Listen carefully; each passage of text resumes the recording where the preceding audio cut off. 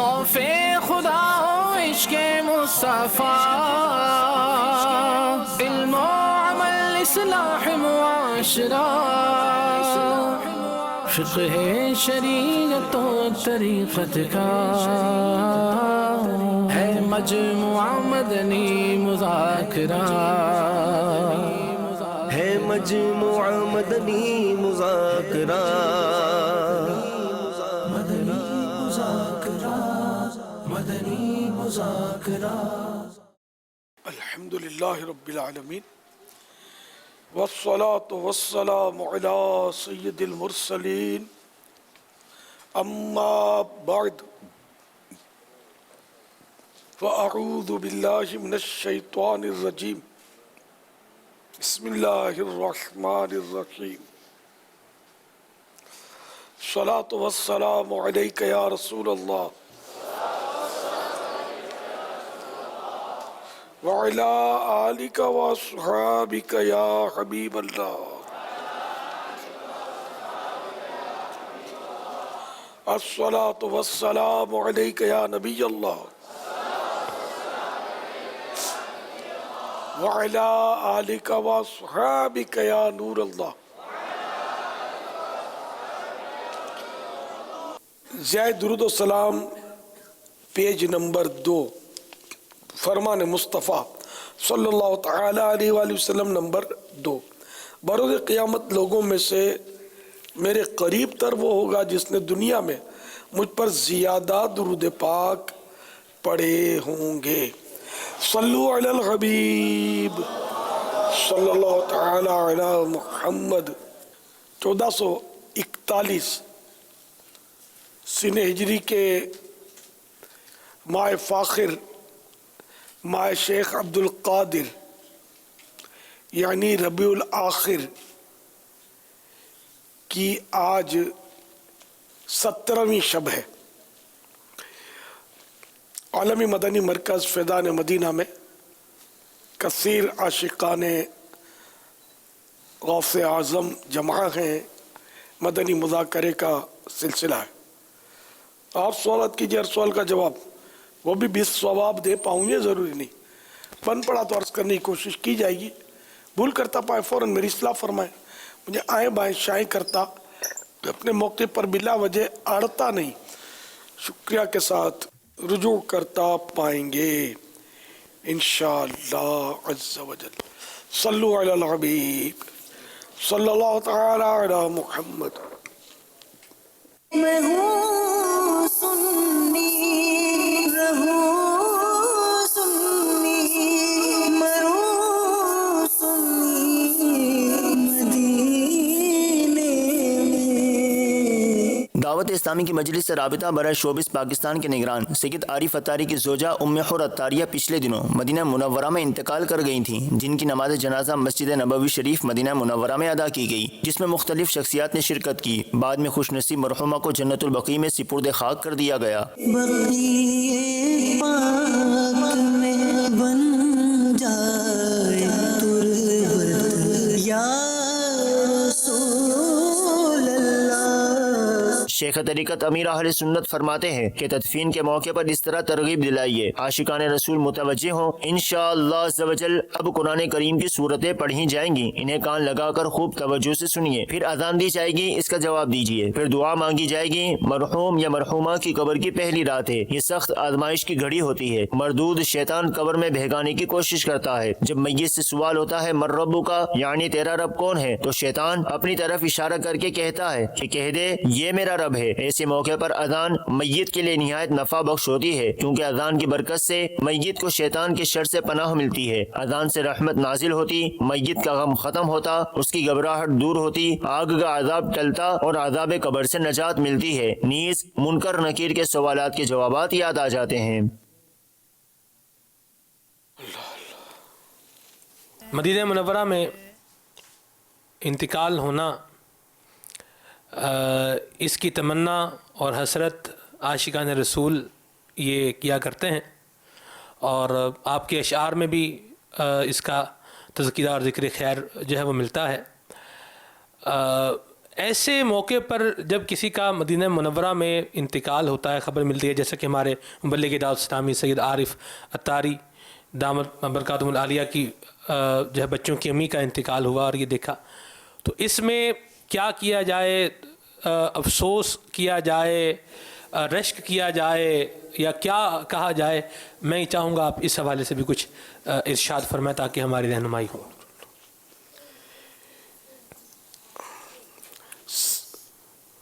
حضرت قبلہ سید عارف الحسن شاہ صاحب کے بچوں کی امی یہ بیچاری گھر میں داخل ہوئی،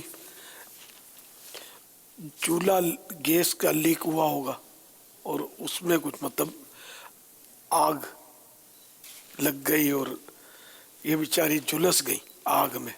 کئی دن تک زندگی اور موت کی کشمکش میں رہنے کے بعد آخر کار انہوں نے دم توڑ دیا۔ یہ حادثہ مدینہ شریف میں ہوا، تو ان کا انتقال بھی مدینہ پاک میں ہوا اور تدفین بھی جنت البقیع میں کی گئی۔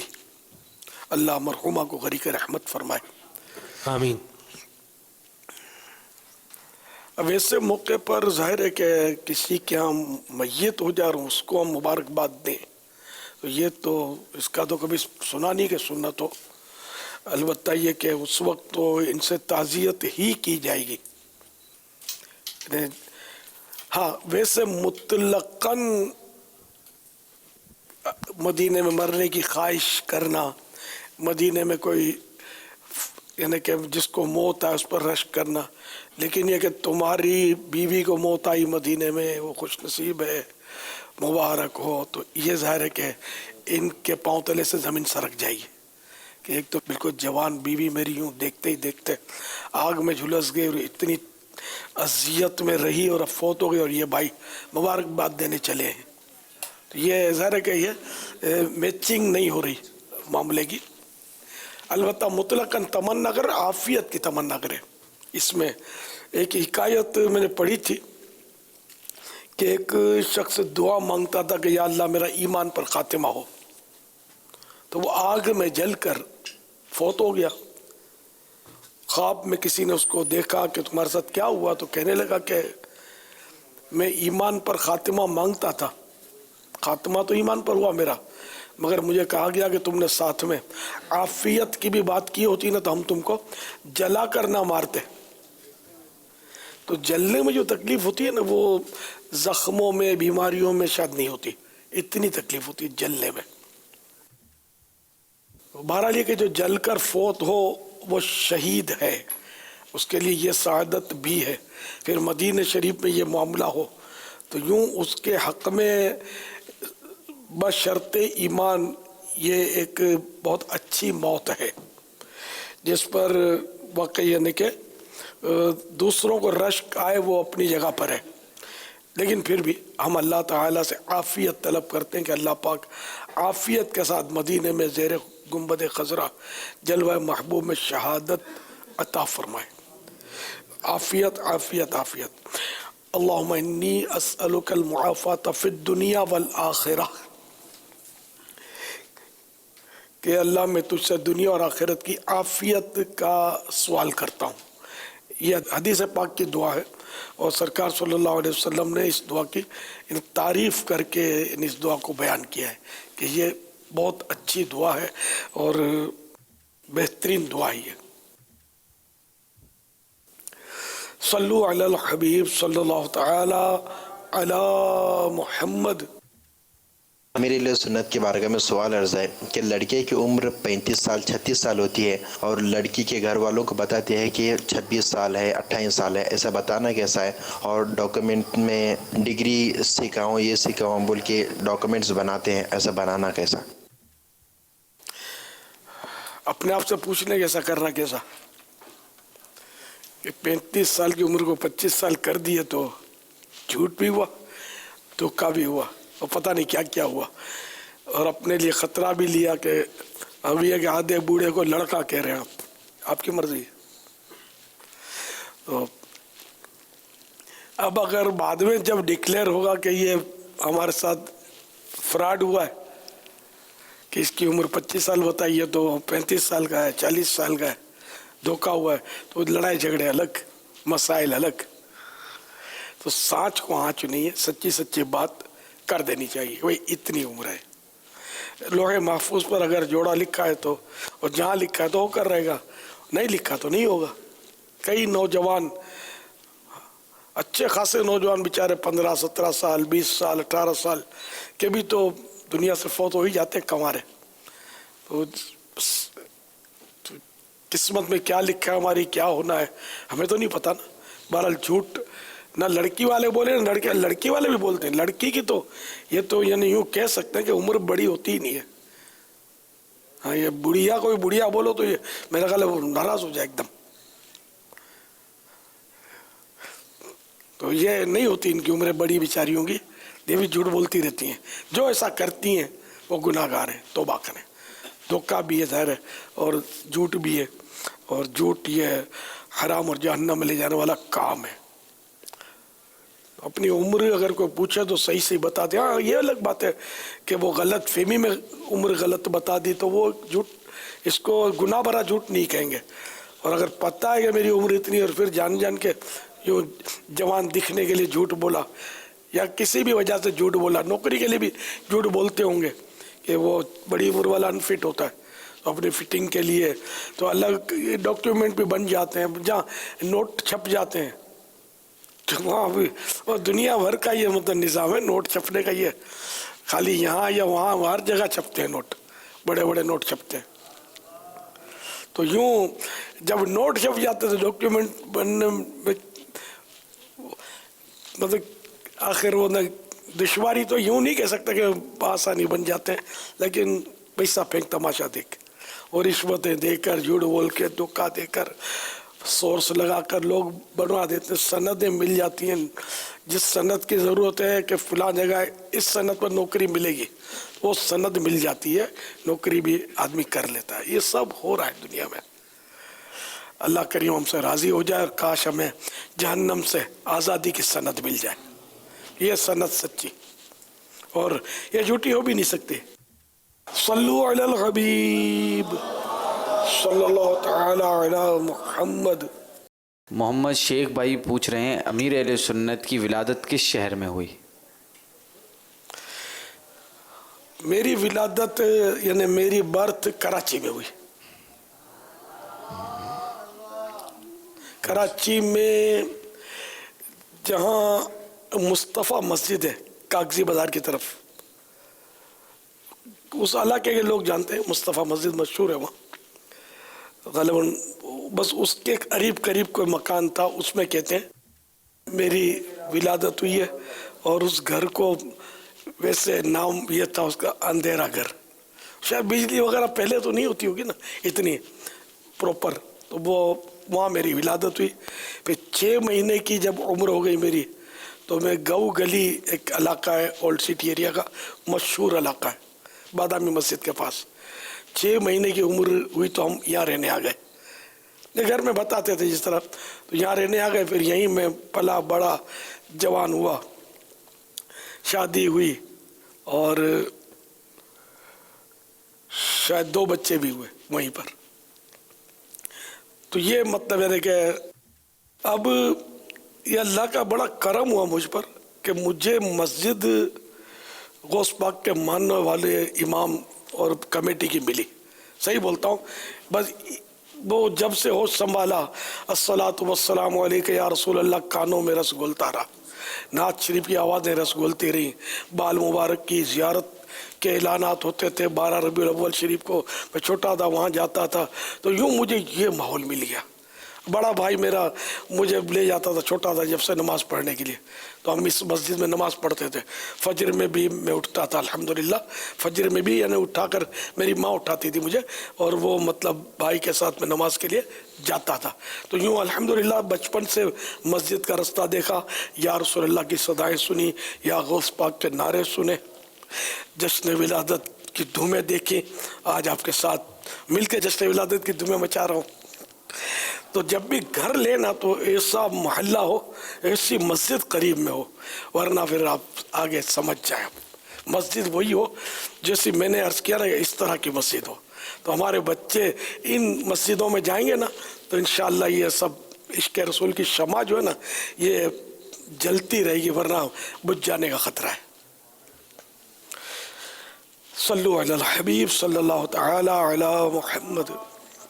میرا ایک سوال ہے کہ جیسا کہ اس ویڈیو میں آپ دیکھ رہے ہیں کہ ایک کتا کس طرح سے کمرے میں داخل ہو کر ہر کام اتنے سلیقے سے انجام دے رہا ہے، کیا اس طرح کا سلیقے والا کتا گھر میں رکھ سکتے ہیں؟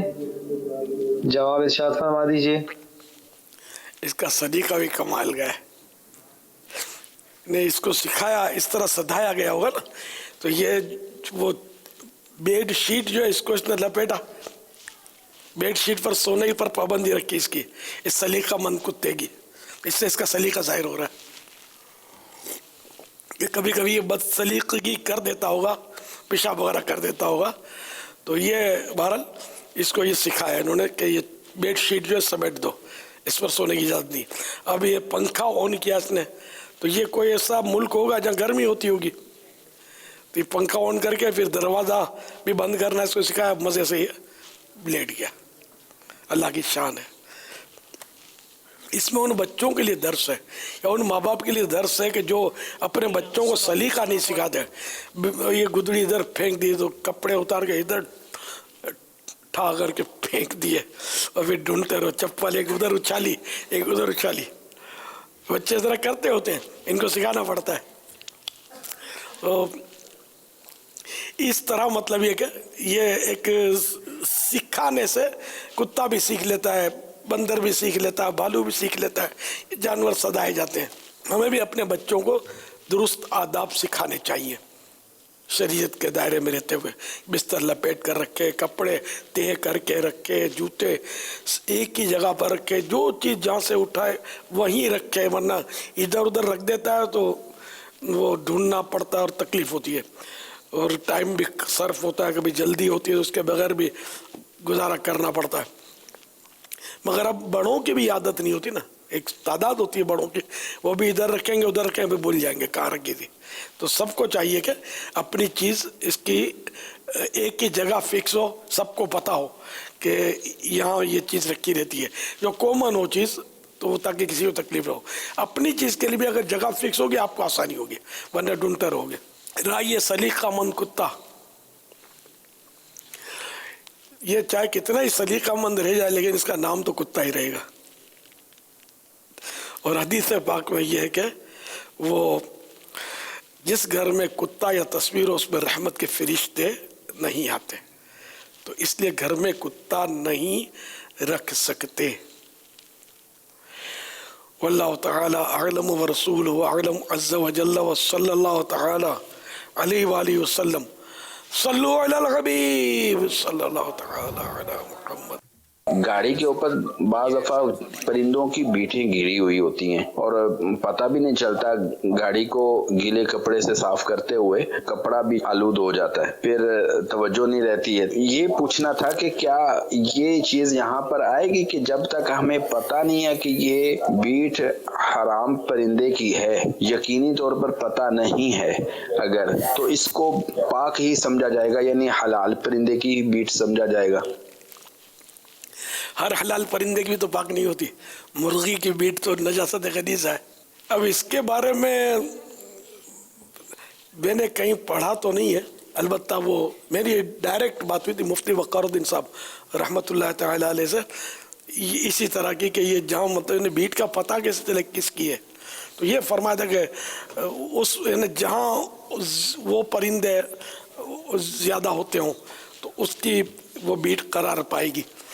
جیسے کہ اب کبوتر اڑ رہے ہیں، قریب میں کبوتر بیٹھے ہوئے اڑ رہے ہیں، اب وہاں بیٹ ہے، تو اب خواہ گھسیٹ کر وہ چیل اور کوے کو کیوں لائیں؟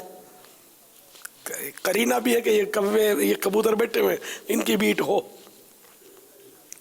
تو اسی طرح وہاں یہ کار جہاں کھڑی ہے وہاں دیکھ لیں کیا کیا ہے، کبوتر ہیں یا کوے ہیں۔ کوے بھی بہت سارے بعض جگہ پہ ہوتے ہیں، تو کوے کی بیٹ تو وہ البتہ ناپاک ہے۔ تو اس کا طریقہ یہ کہ جیسے کوے نے بیٹ کر دی، چیل نے بیٹ کر دی اور سوکھ گئی، ٹھیک ہے نا، اب اس کو کھرچ دیں اور अच्छी तरह खुरचते रहे, यानी वो कांच है या वो गाड़ी जो है जहाँ यानी कि वो दरारें वगैरह ना हो, स्क्रैच ना हो, बिल्कुल यानी कि फिनिशिंग है, सफाई है उसकी, वो प्लेन है, तो उस पे से रगड़ कर असर ख़त्म कर दें इसका तो पाक हो जाएगी। ये बहार शरीयत पहली जिल्द वॉल्यूम 1 पेज नंबर 400 मसला नंबर 30।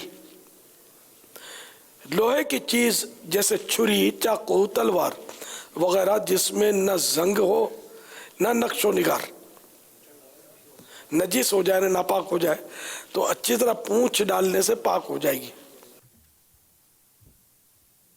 और इस सूरत में नजासत के दलदार यानी गाढ़े या पतली होने में कुछ फर्क नहीं। यूं ही चांदी, सोने, पीतल, गिलिट और हर किस्म की धात की चीजें पूंछने से पाक हो जाती हैं, बशर्ते कि नक्शी ना हो।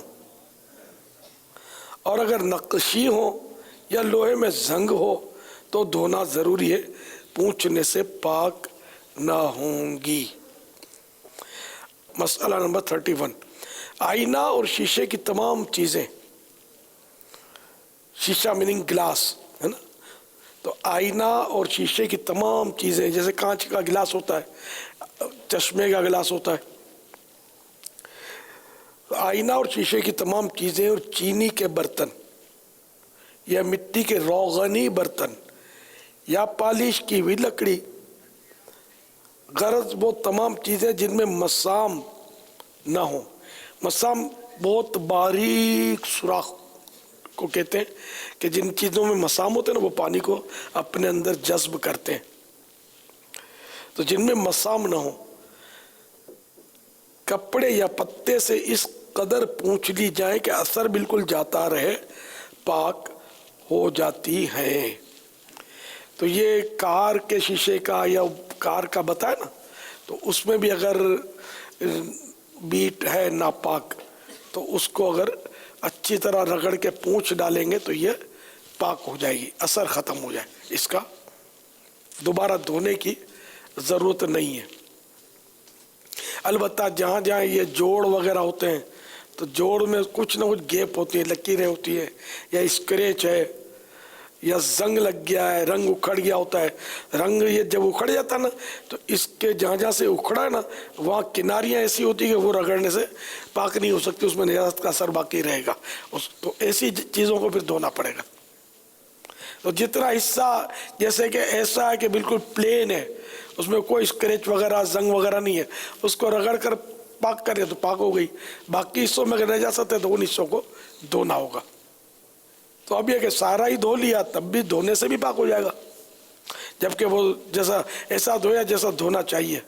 मगर आजकल तो जिस तरह बेदर्दी से धोते हैं ना, बहुत बेदर्दी से धोते हैं कि इतना जोरदार वो प्रेशर के साथ वो पाइप मारते हैं कि बस अल्लाह हाफिज, इतना पानी बहाते हैं कि बस बेबाकी है, डर नहीं लगता कि क़यामत के दिन क्या होगा। जैसे कि अगर गैर ज़रूरी पानी, यहाँ तक कि जैसे मस्जिदें चाहे धोएं चाहे मकान धोएं, सब जगह पानी का प्रेशर से पाइप से आजकल धोने का रवाज है, इतना धोते हैं ज़ोर से। इसी तरह वज़ू करते हैं ना, जब तो वज़ू करेंगे इतना प्रेशर से नल खोलते हैं कि वो आधे मील तक आवाज़ जाए, मुबालगा करता हूँ, दूर तक पछाड़ की पानी की आवाज़ आती है। एक आदमी वज़ू कर रहा है, पछाड़ की दूर तक आवाज़ आ रही है, इतना जोरदार जोर उसने नल खोला हुआ है पानी का। यहाँ तक कि अगर चम्मच धोनी है ना तो चम्मच भी 2-4 बाल्टियाँ पानी बह जाएंगे तब ये धुलेगी, धर करके पानी जा रहा है। तो देखिए जो काम जो जायज़ होता है ना, जिसमें अच्छी नीयत ना की गई, तो उस पर तो है हिसाब, और जो है ही नाजायज़ उसका हिसाब नहीं, उसका अजाब है। ये याद रखिएगा कायदा। तो है गुनाह, हो तो फाइनल है कि है ही गुनाह, تو اس پر عذاب ملے گا. تو یہ جس طرح پانی بہاتے نا، اب ایک نفل کے لیے ویسے ہی باوضو رہنے کے لیے وضو اس نے کیا، ایک ثواب کا کام تھا، مستحب کام تھا، نہ کرتا تو چل جاتا، گناہ نہیں تھا.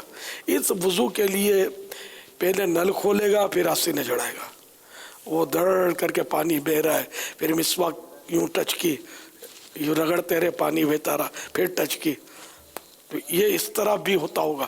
میں نے بہت دیکھا پانی بہتے ہوئے، اتنا دیکھا ہے کہ بس یعنی کہ مطلب اتنی ان کو سمجھ بھی نہیں ہوتی. اگر کہیں گے بھی نا کہ آپ نل تھوڑا کھولیں تو تھوڑا کس کو بولتے ہیں، شاید یہ بھی پتہ نہیں ہوتا ہوگا کہ تھوڑا کس کو بولتے ہیں اور زیادہ کس کو بولتے ہیں. اتنا پیسوں کا پتہ ہوتا ہے کہ تھوڑے پیسے کس کو بولتے ہیں، زیادہ پیسے کس کو بولتے ہیں، ان کا پتہ نہیں ہوتا. حالانکہ پیسوں سے زیادہ قیمتی ہے یہ. آپ یعنی اس کو یوں تصور میں لائیں کہ آپ کسی ویرانے میں ہوں، آپ کو سونے کی اینٹ ہو اور شدت کی پیاس لگی ہو، پیاس جان پر بنی ہو. کیا سونے کی اینٹ کھائیں گے؟ جان بچائیں گے؟ آپ تو ایک گلاس پانی چاہیے آپ کو.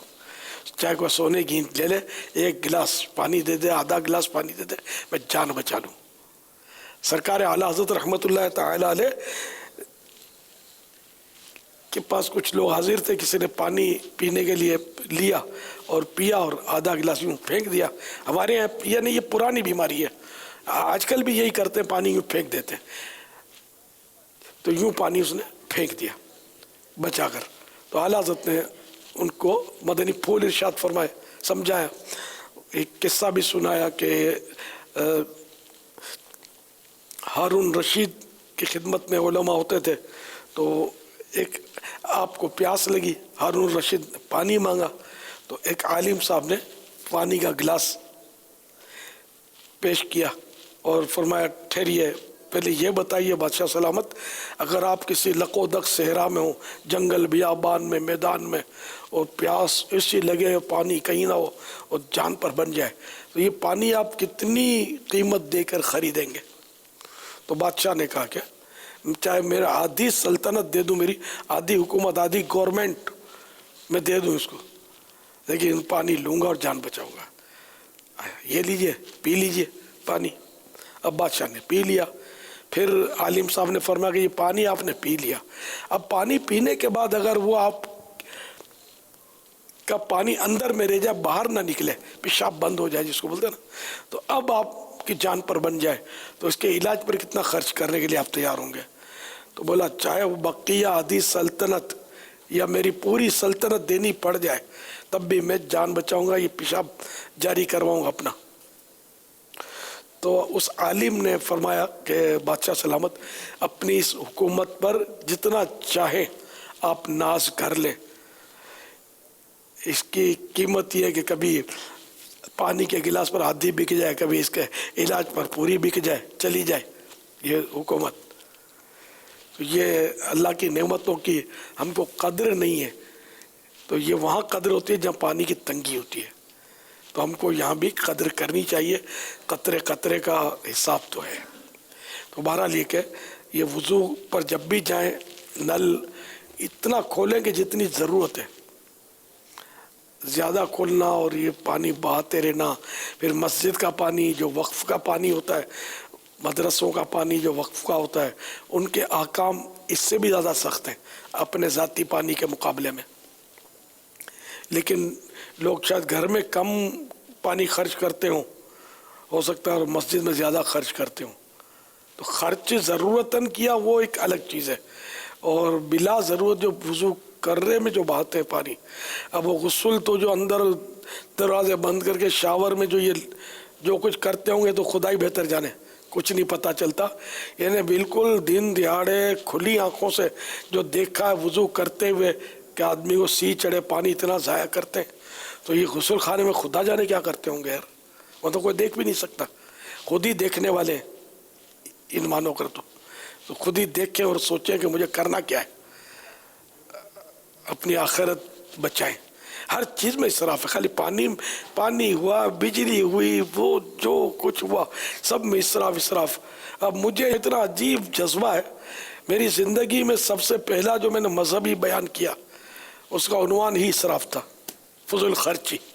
زندگی کا سب سے پہلا بیان جب میں لڑک پن تھا میرا दावत इस्लामी वगैरह नहीं थी, किसी इज्तिमा में किया था मैंने। तो मेरा बस शुरू से अल्हम्दुलिल्लाह ये ज़हन बना हुआ है फजूल खर्ची से। अल्लाह मुझे भी बचाए, आपको भी बचाए, हम सबको बचाए। हम अगर किफ़ायत शायरी सीख लें तो ये ना पानी की तंगी होगी, ना अनाज की तंगी होगी, ना महंगाई होगी, बहुत कुछ मतलब यानी कि बचत हो जाएगी किफ़ायत शायरी से काम लेंगे तो।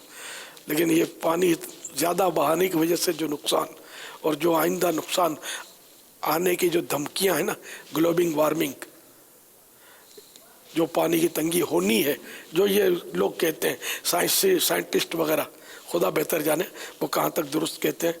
तो फिर पता चलेगा कितने 200 होते हैं जो जिंदा होंगे उनको। अल्लाह करीम हमको दोनों जहाँ की आफियत नसीब फरमाए, पानी की भी हिफाजत करें, ग़िज़ा की भी हिफाजत करें, एक दाना आधा दाना भी ज़ाया ना हो इसका ख्याल रखें, बोटी का रेशा भी ज़ाया ना हो, ये ख्याल रखें।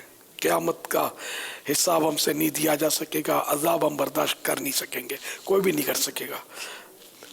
सल्लु अलल हबीब सल्लल्लाहु तआला अला मुहम्मद। अमीर सुन्नत की बारगाह में अर्ज़ है कि ये मोहम्मद अजमल अली, मुझे वसवसे बहुत आते हैं, इसका इलाज बताएं। वसवसे आए तो अऊज़ु बिल्लाहि मिनश शैतानिर रजीम पढ़े, ला हौला वला कुव्वता इल्ला बिल्लाहिल अलिय्यिल अज़ीम पढ़े, सूरह फलक सूरह नास पढ़े। इसी तरह वसवसों की तरफ तवज्जो ना देना, इसकी तरफ सोचना ही नहीं, ये भी वसवसा दूर करता है कि इस तरह शैतान को लिफ्ट ही नहीं मिलेगी, तो नाकाम नामुराद लौटेगा। इस सिलसिले में एक रिसाला है वसवसे और उनका इलाज, मकतबतुल मदीना का, ये बेहतरीन रिसाला है और ऐसा रिसाला शायद और किसी ने कभी लिखा हो छापा हो तो मुझे पता नहीं है। ये मकतबतुल मदीना का अल्हम्दुलिल्लाह एक उछूता रिसाला है, वसवसे और उनका इलाज। 58 पेज है इसके, 58 पेजेस, वसवसे और उनका इलाज, बेहतरीन रिसाला है। और वसवसा प्रूफ तो कौन होता है हम में से, तो इस सबको पढ़ना चाहिए। सल्लु अलल हबीब सल्लल्लाहु तआला अला मुहम्मद। इस तरह के बाज़ औक़ात सनसनीखेज़ मनाजिर नज़र के सामने से गुज़रते हैं जो दिल में खौफ पैदा करते हैं। आप ये इरशाद फरमाएं कि इन मनाजिर को जो सनसनीखेज़ होते हैं सनसनी के तौर पर ही देखा जाए या किसी और तसव्वुर से देखा जाए। अल्लाह, ये कहीं रूस की में ये बर्फ़बारी के मनाजिर हैं और ये दरिया में बर्फ़ की चट्टानें बहती हुई आ रही हैं जैसे, और वो ज़ोरदार ये चट्टान, बर्फ़ पत्थर था, पत्थर पर बर्फ़ छाई हुई थी, ये इसमें गिरती दिखाई गई है। तो ये है मतलब लोग तो खैर इसको ज़रा दिलचस्पी आमतौर पे लेते हैं, मज़ा आता है। तो ये है बर्फ़, और ऐसे मौके पर ज़महरीर को याद करे बंदा के जहन्नम में बर्फ़ का अज़ाब होगा। हदीस पाक में ये भी है कि जब सख्त सर्दी होती है बंदा कहता है ला इलाहा इल्लल्लाह, या अल्लाह आज बड़ी सर्दी है, मुझे जहन्नम की ज़महरीर से बचा। तो अल्लाह ताला जहन्नम से फरमाता है कि ये तेरी ज़महरीर से पनाह मांगता है, मैं इसको इससे पनाह देता हूँ। सहाबा किराम अलैहिम रिदवान ने अर्ज़ किया ज़महरीर क्या, इरशाद फरमाया कि जहन्नम में एक गड़ा है जिसमें बर्फ़ का अज़ाब है, काफिर को उसमें जब फेंका जाएगा तो वो उसकी सर्दी से वो टुकड़े टुकड़े हो जाएगा, वो सर्दी कैसी होगी।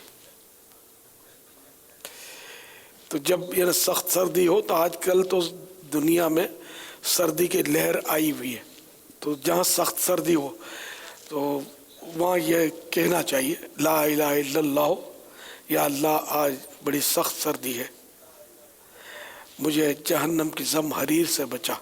अब ज़महरीर ये लफ्ज़ है आम लोगों के लिए नामानूस लफ्ज़ है, अब पता नहीं इस जगह ये कहने में वो फजीलत हासिल होगी या नहीं मुझे पता नहीं है कि या अल्लाह मुझे जहन्नम की सर्दी के अज़ाब से बचा।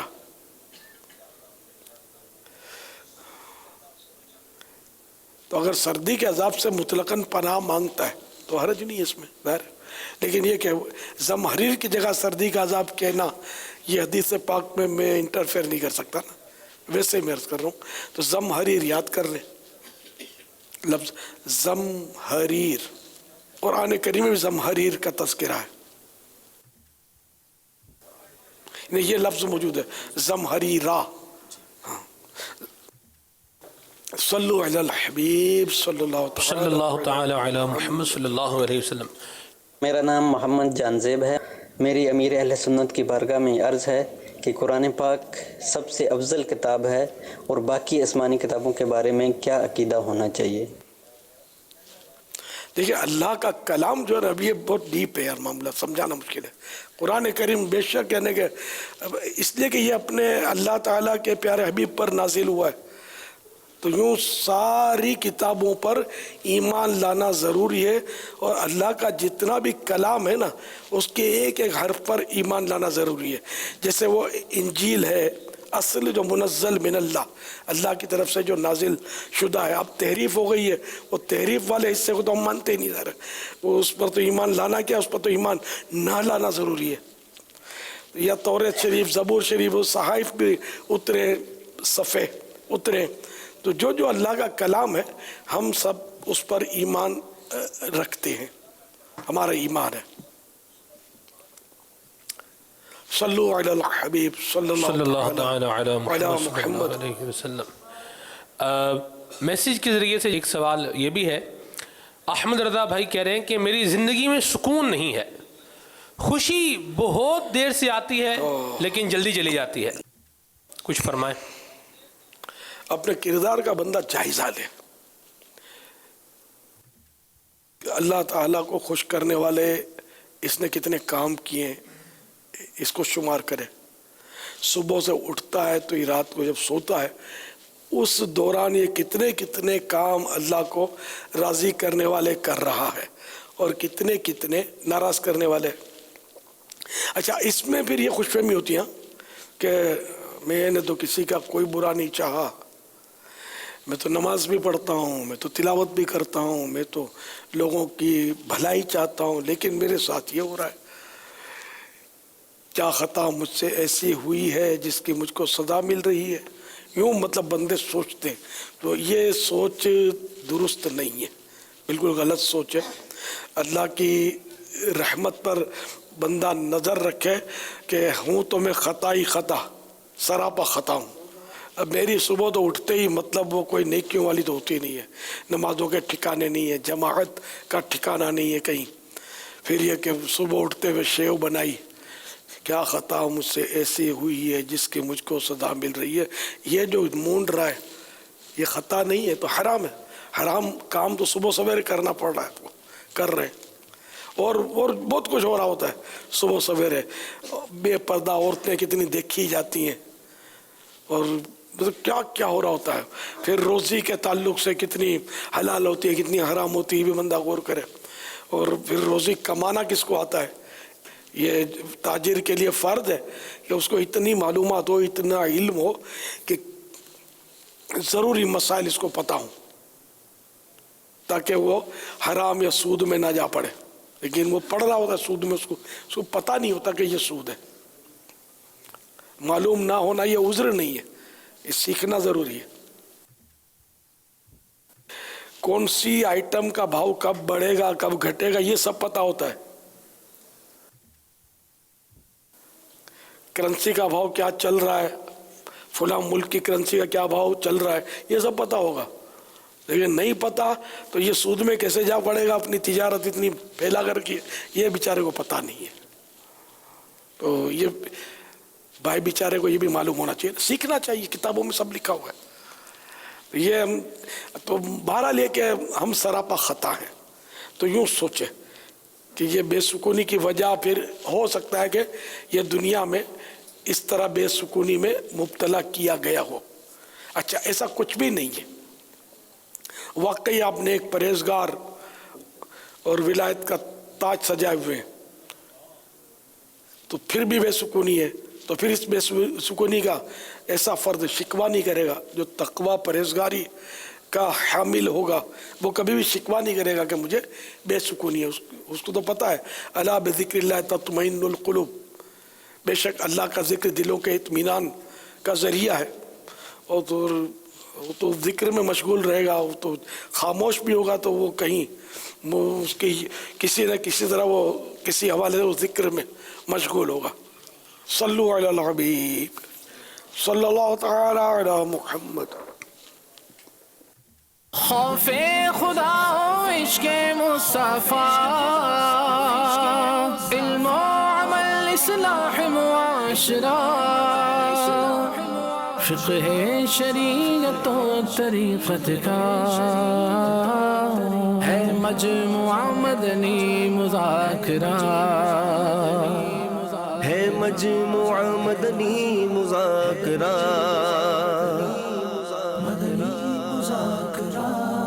مدنی مذاکرہ